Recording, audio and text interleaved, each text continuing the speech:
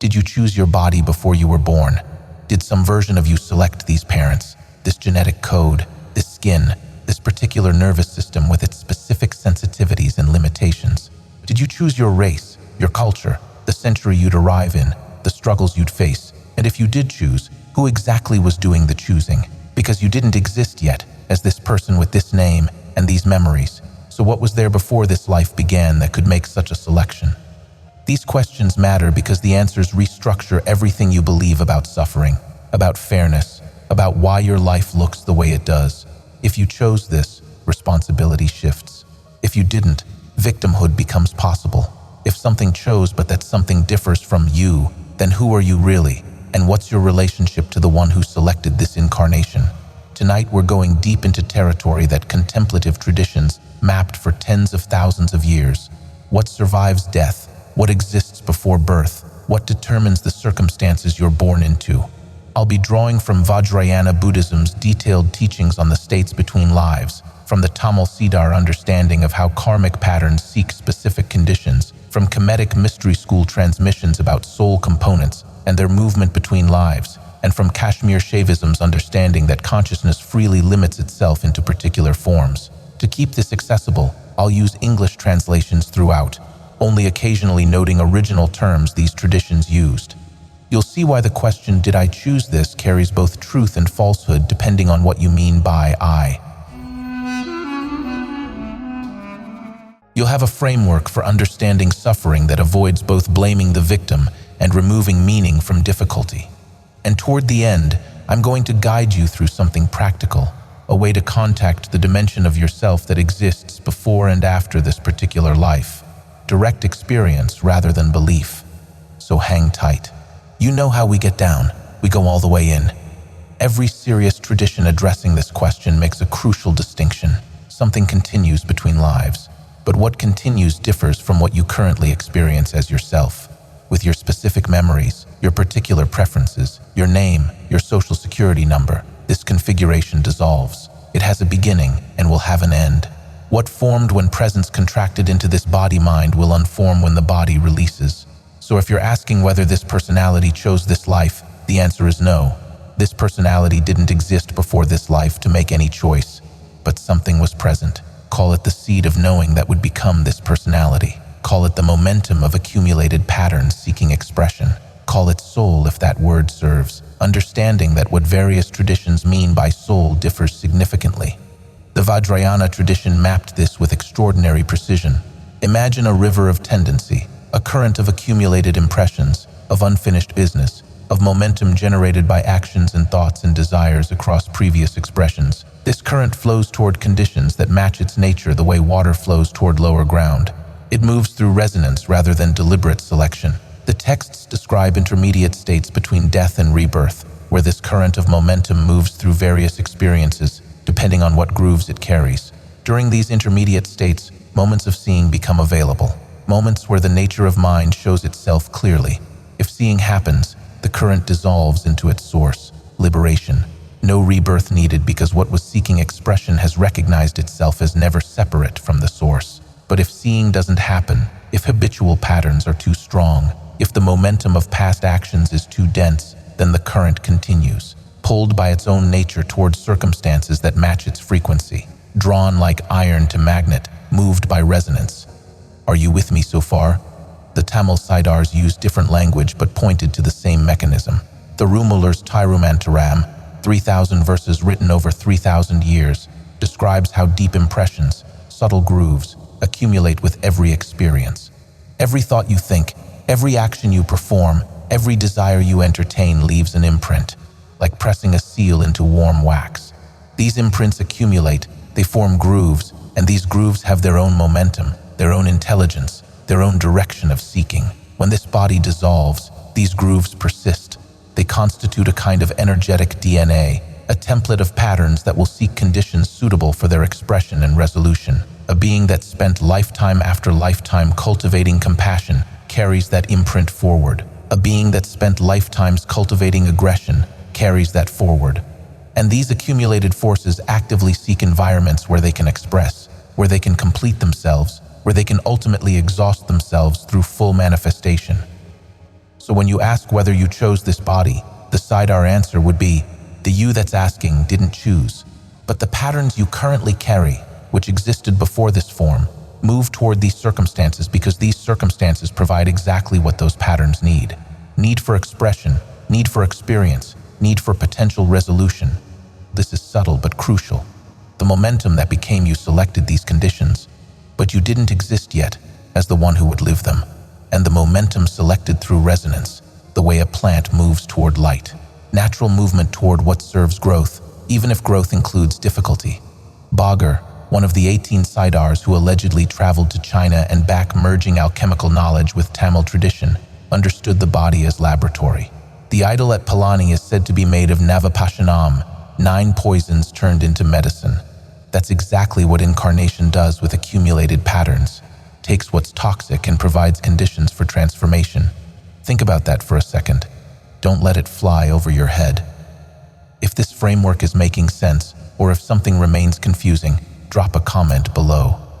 The Kemetic understanding adds another layer, because the priests of ancient Kemet mapped the components of human existence with a precision that still staggers researchers.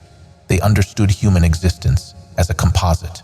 Multiple aspects, each with its own nature and destiny. Some aspects dissolve completely at death. Some aspects persist and travel. Some aspects never incarnated in the first place and merely witnessed this life while remaining untouched by it. The vital force that animates the body. The personality essence that could travel and interact. The heart where moral weight was measured.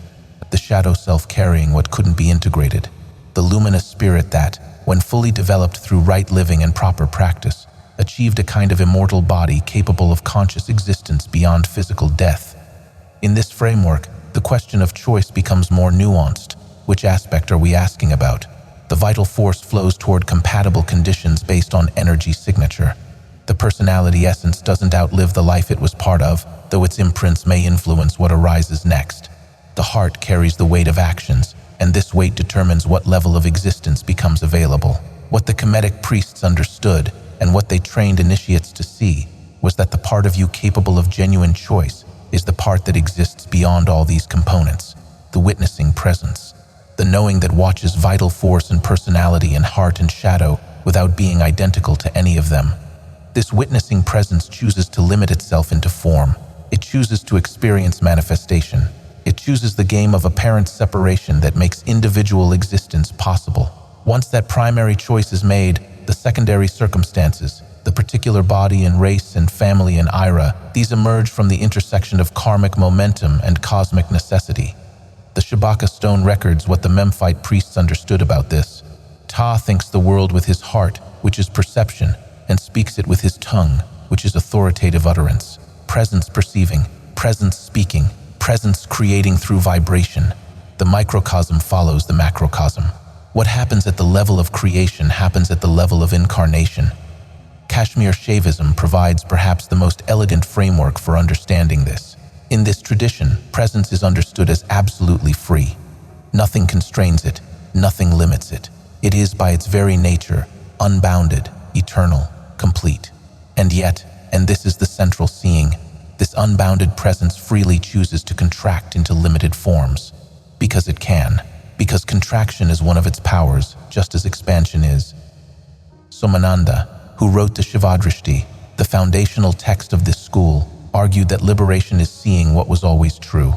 You don't become enlightened. You realize you already were. The contraction that creates individual existence is a game presence plays with itself, a concealment that makes revelation possible. The tradition speaks of 5 primary acts that presence perpetually performs: creating, maintaining, dissolving, concealing, revealing.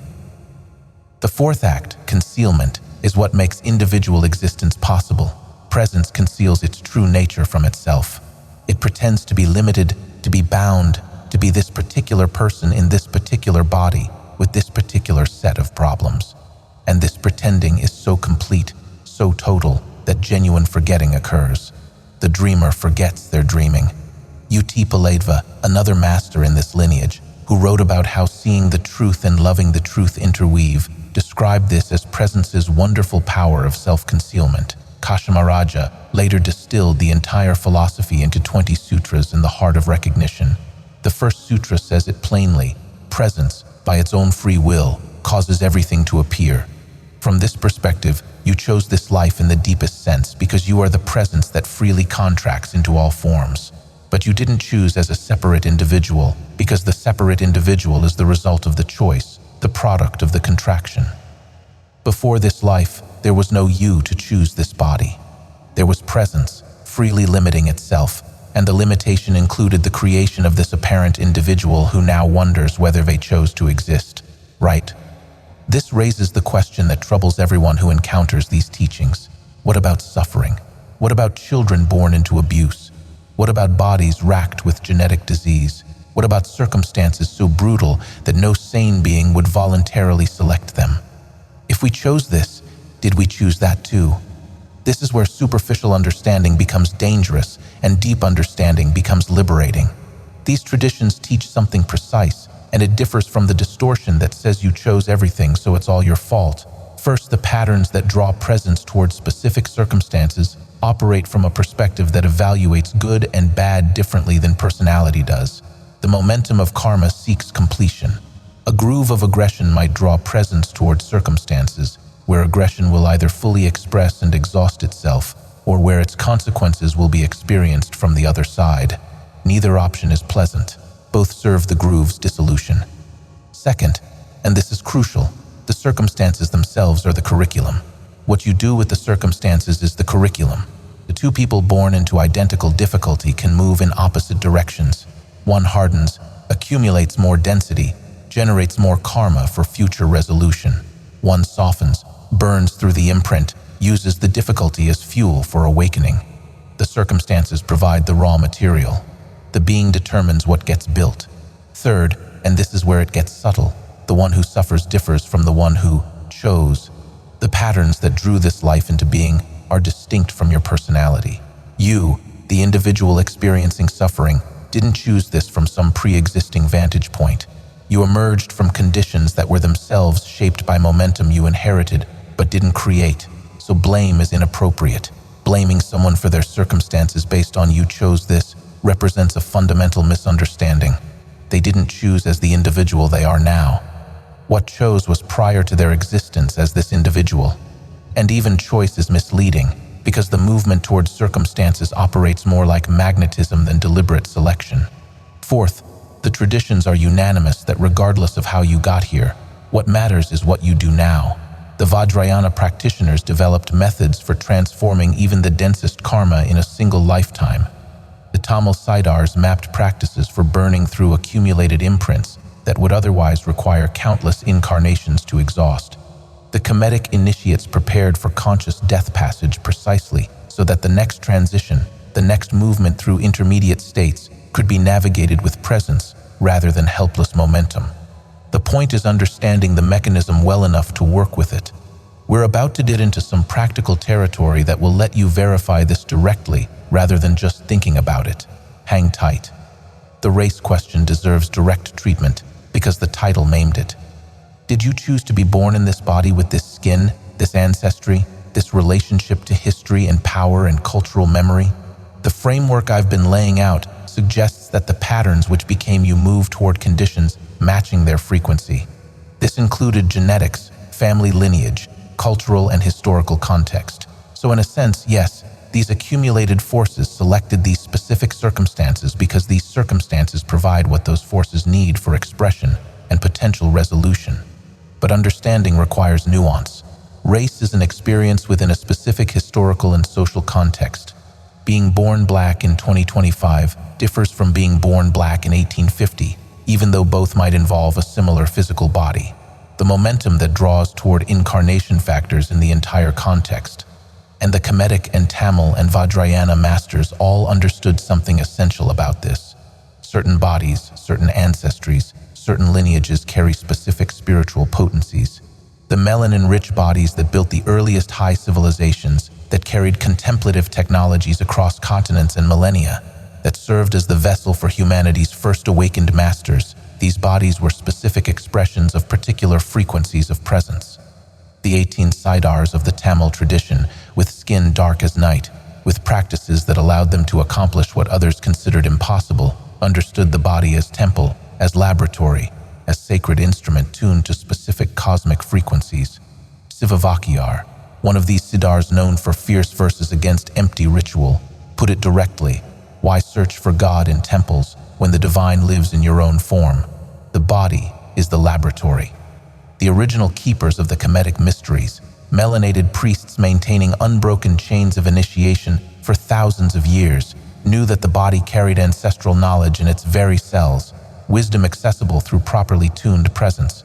So when you ask whether you chose this race, this body, this ancestry, the question itself contains assumptions that need examination. Did accumulated momentum seek this expression? Yes.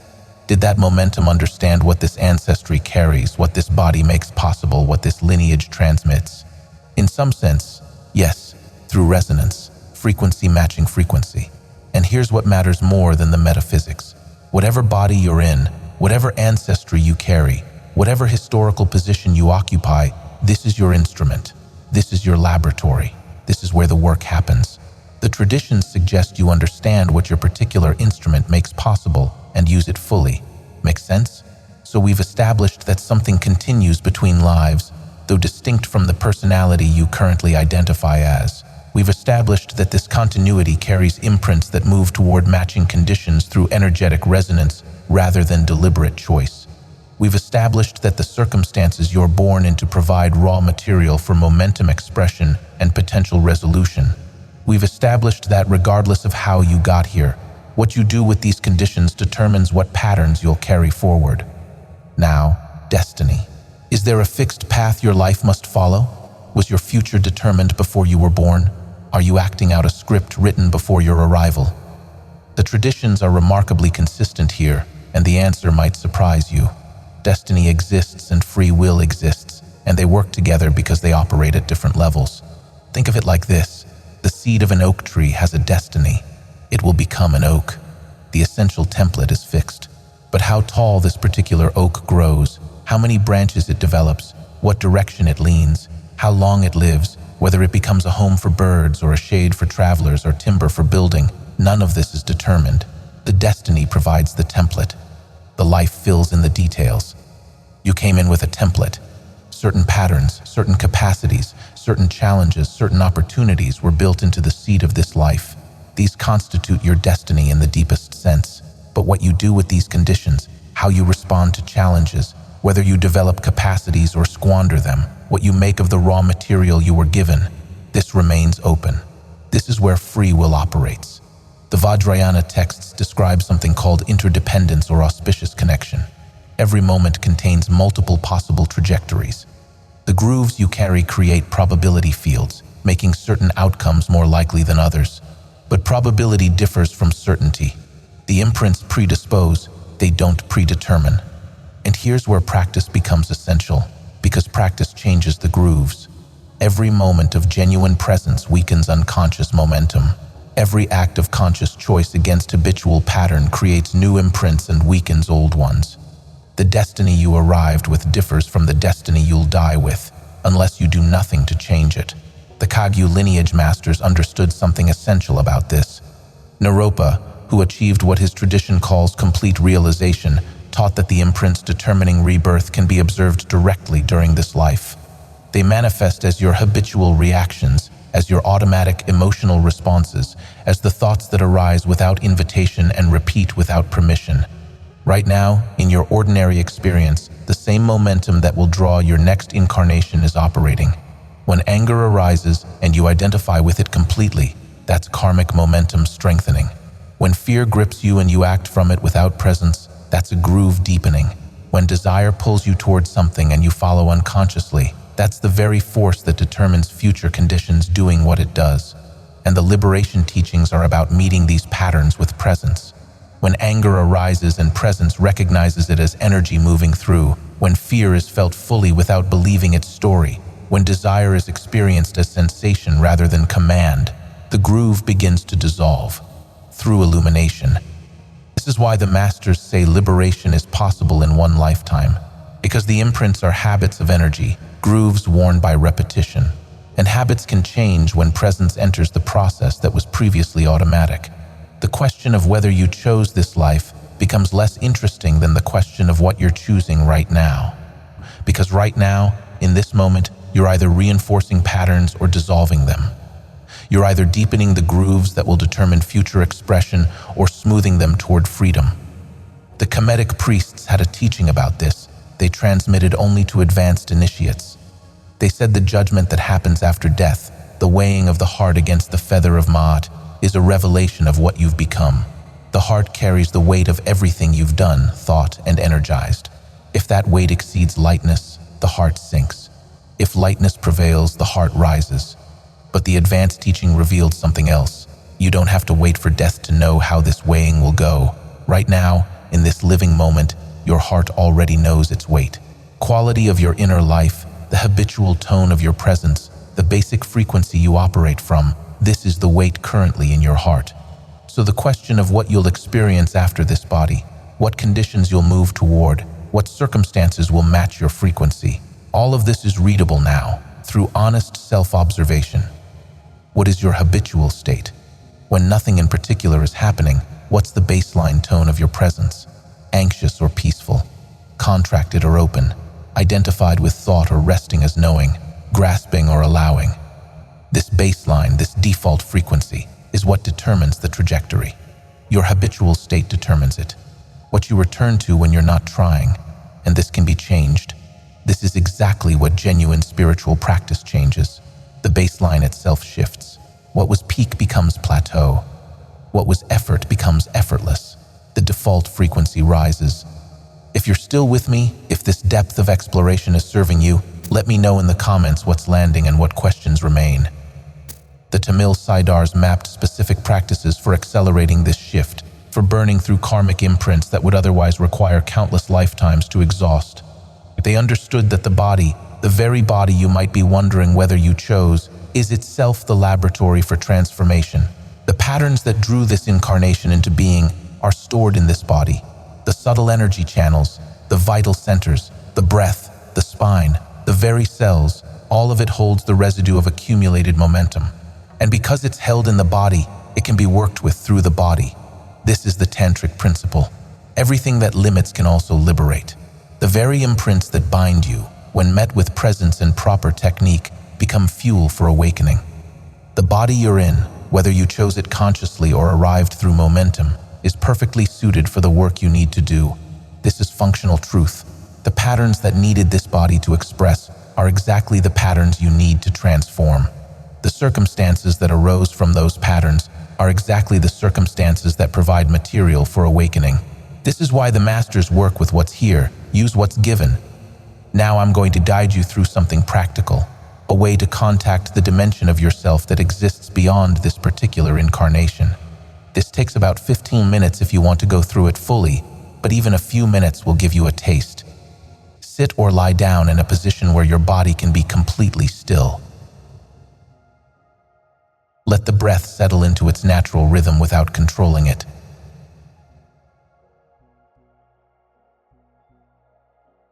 Become aware of your body.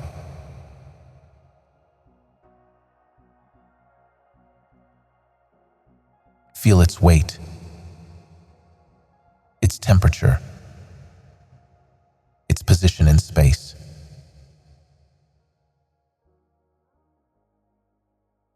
This body had a beginning.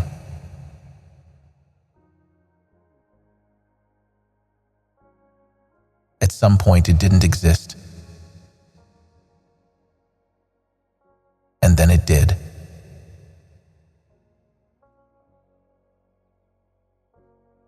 And at some point it will cease to exist again.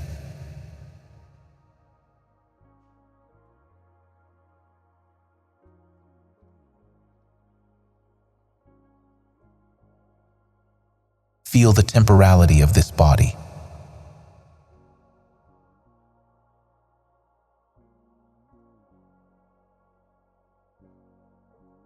Its birthday and its death day bracket a limited span.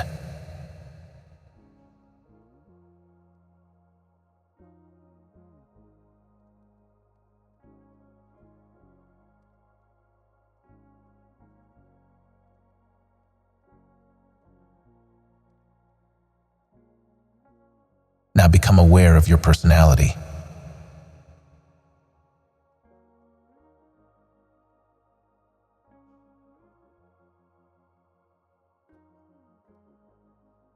The collection of preferences, memories, opinions, patterns that constitute who you take yourself to be.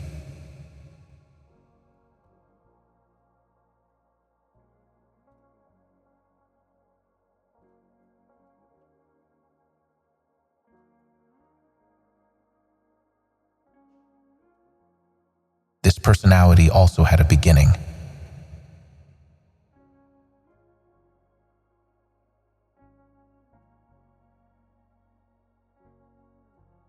It formed gradually through experience,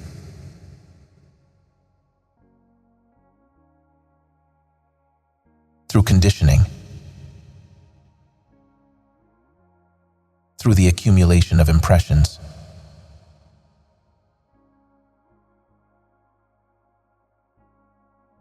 And it will also have an end.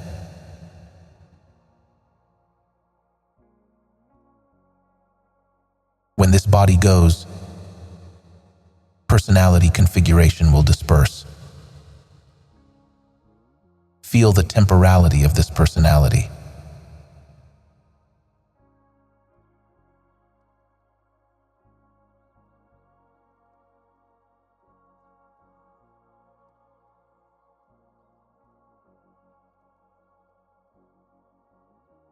Now ask yourself,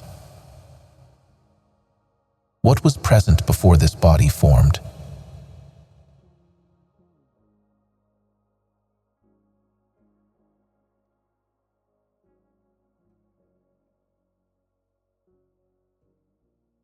Before these memories accumulated,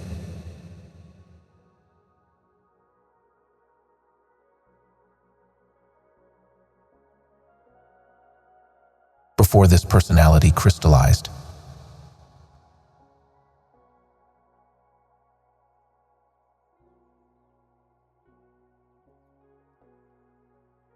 something was present.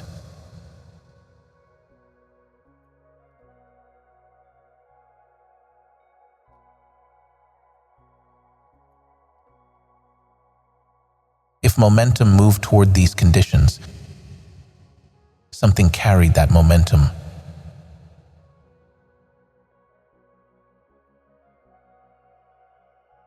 If accumulated force sought this expression, something contained that force.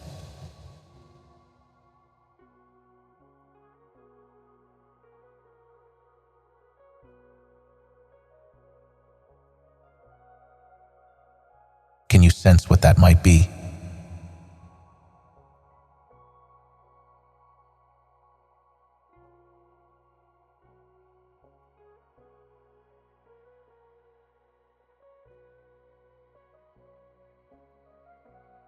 Feeling backward, as it were, to whatever was present before this life began.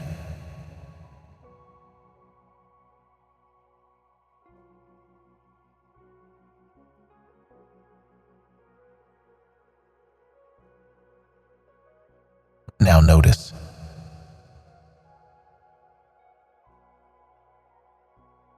Whatever you're sensing, whatever you're feeling toward, is being sensed and felt by presence.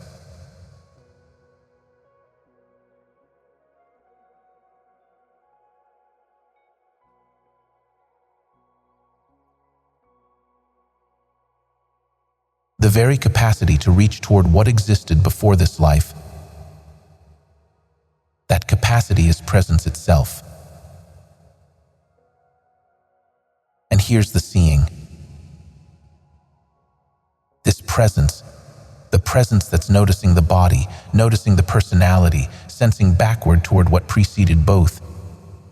Is this presence inside the body, or is the body appearing inside presence?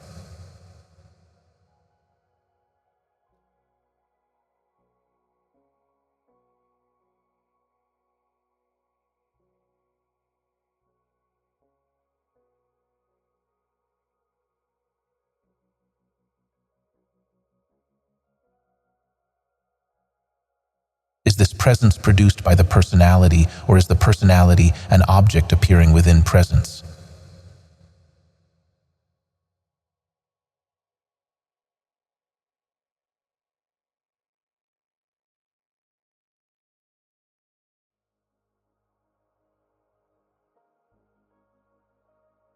If the body appears within presence, then presence precedes the body.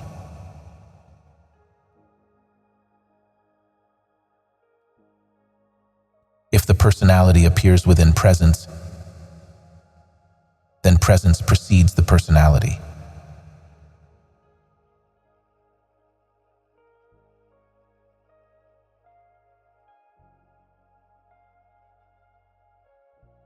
What you're looking for, the dimension of yourself that existed before this life, is what you're looking with.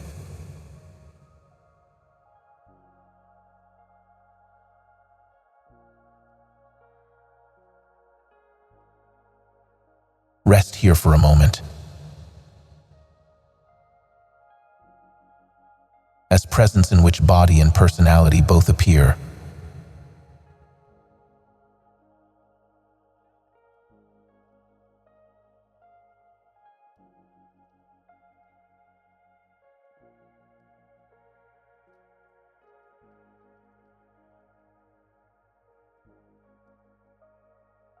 this presence has no age.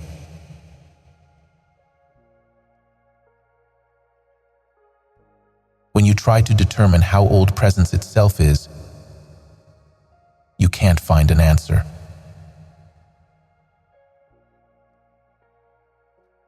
It seems to have no beginning you can locate.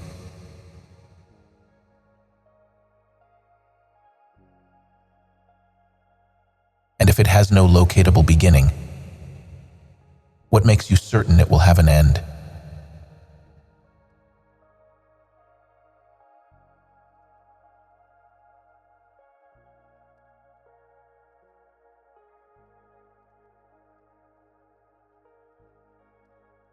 The patterns that move toward incarnation,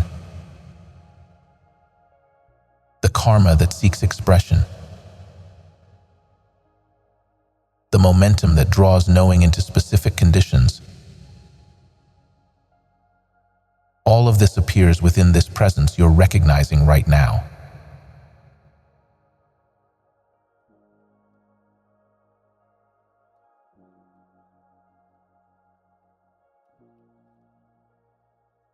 The presence itself is boundless, containing imprints the way space contains objects.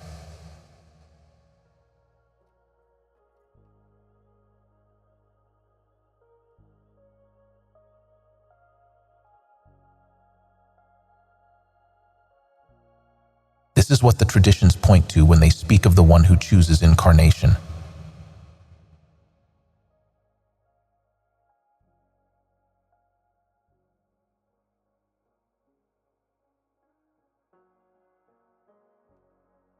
It's the infinite presence that you already are.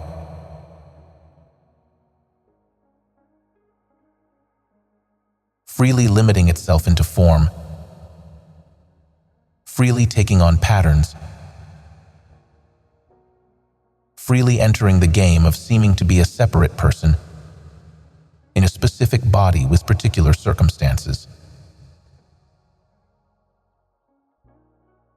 Did you choose this life? You, the presence in which this life appears, are the only thing present that could choose. Through the very power by which presence takes form at all.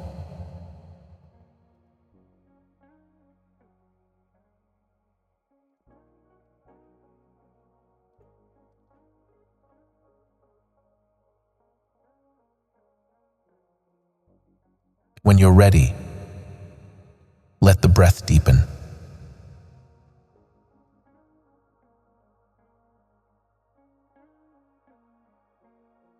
Let sensing expand to include the room around you.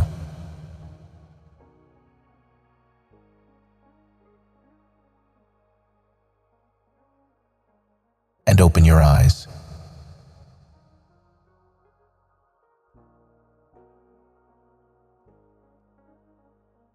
changes when this lands. The question of whether you should have been born with different circumstances becomes less gripping, because you recognize that whatever circumstances arose, they arose within presence, and you are that presence. Complaining about your incarnation is like a dreamer complaining about their dream while still dreaming. It misses the point that the dreamer and the dream dance together in ways more intimate than they appear. The burden of trying to figure out what you did wrong to deserve difficulty lightens, because the patterns that drew these conditions are simply momentum seeking resolution.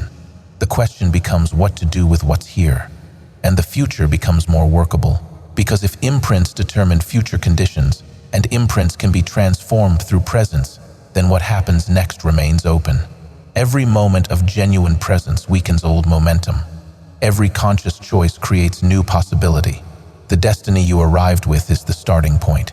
The Vajrayana practitioners developed something called consciousness transference, a practice done throughout life, rehearsing the moment of death, becoming so familiar with the transition that when it happens, presence moves through the dissolution with full knowing, rather than being swept along by habitual momentum.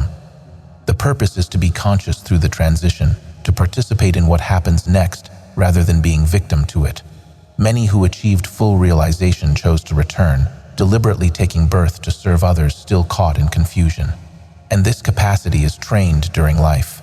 Every time you meet an experience with full presence rather than automatic reaction, you're training for that transition. Every time you recognize thoughts as thoughts rather than getting lost in their content, you're building the capacity to recognize what arises after death as projections of mind rather than solid realities. Every time you relax into the presence that entails experience rather than contracting into the one who experiences, you're rehearsing the seeing that liberates. This is why present practice matters more than metaphysical speculation about past lives or future incarnations.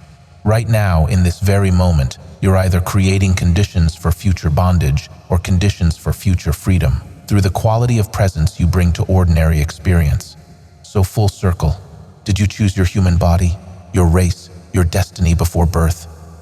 Yes, in the sense that presence is the only thing present that could choose, and you are that presence.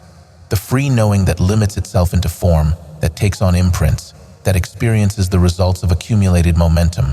This knowing is what you most fundamentally are, and its freedom includes the freedom to enter limitation. No, in the sense that you, the personality currently wondering about this, didn't exist before this life to make any choice. This personality emerged from conditions set in motion before its existence. It is its circumstances, the result of everything that converged to create this particular expression. And beyond yes and no, the patterns that drew this incarnation into being were seeking expression, seeking completion, seeking resolution the way water seeks lower ground. The choosing was movement toward matching conditions, energetic resonance, karma finding circumstances appropriate for its exhaustion. What matters now is working with what's here. This body, whatever its origin, is your instrument. These circumstances, whatever drew them together, are your raw material.